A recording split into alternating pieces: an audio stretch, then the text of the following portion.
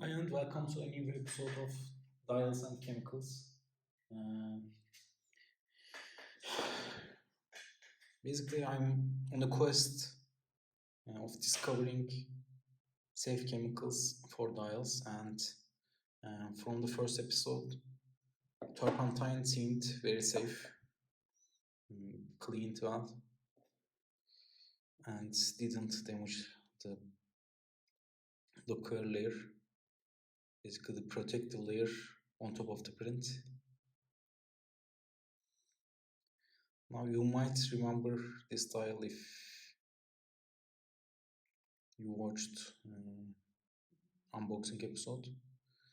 It's an extremely dirty dial, basically a trash dial at this point. It's bent as well.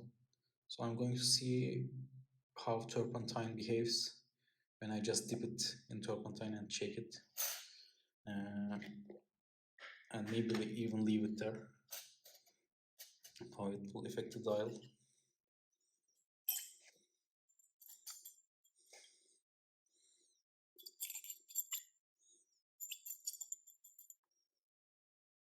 I think I'm going to even put this in ultrasonic cleaner too,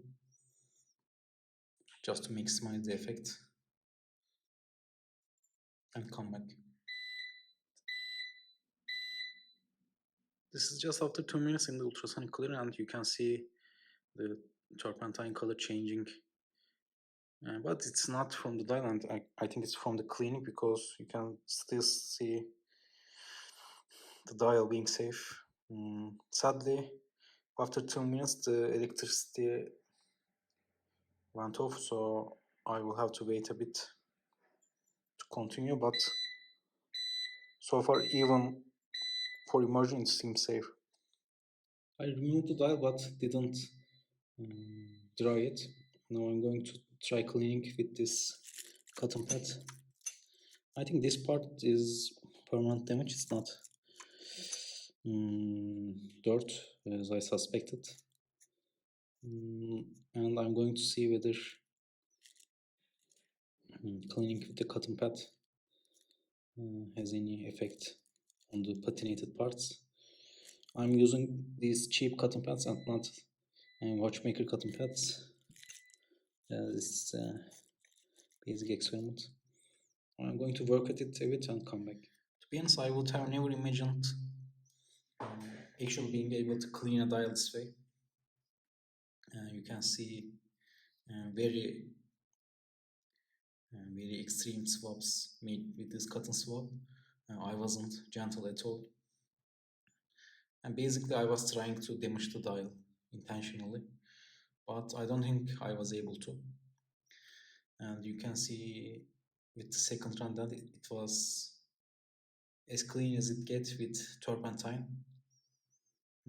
These indices are painted, so turpentine didn't, in my opinion, affect anything at all. And these stains, as you see, are usually on the lacquer layer, so they are ingrained in the lacquer and damage to the lacquer layer, similar to plating damage. So I'm not surprised they didn't get better, because it's basically glare failure. Maybe some sort of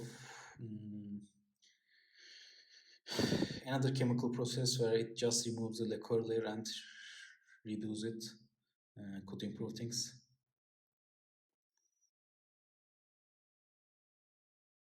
And as far as I know, the sunburst patterns, etc., comes from the base dial, not the lacquer layer. So it's not something stamped or done. It's basically the base dial itself. So the results were incredible. I would have never imagined that a dial will survive immersion like this.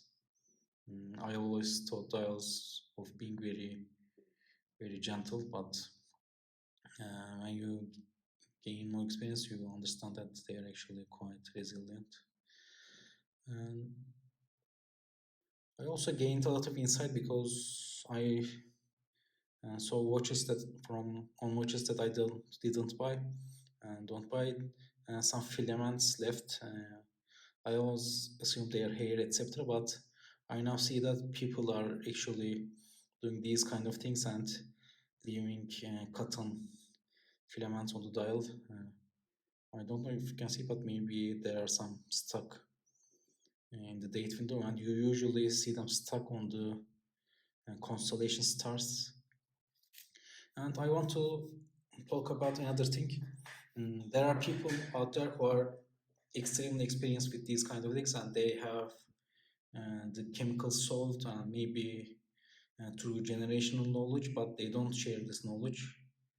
I think this is illogical because what if they share this knowledge? Maybe they lose 20% of their market. However, if they share this knowledge, I think the watch market could grow exponentially and the watches wouldn't get damaged.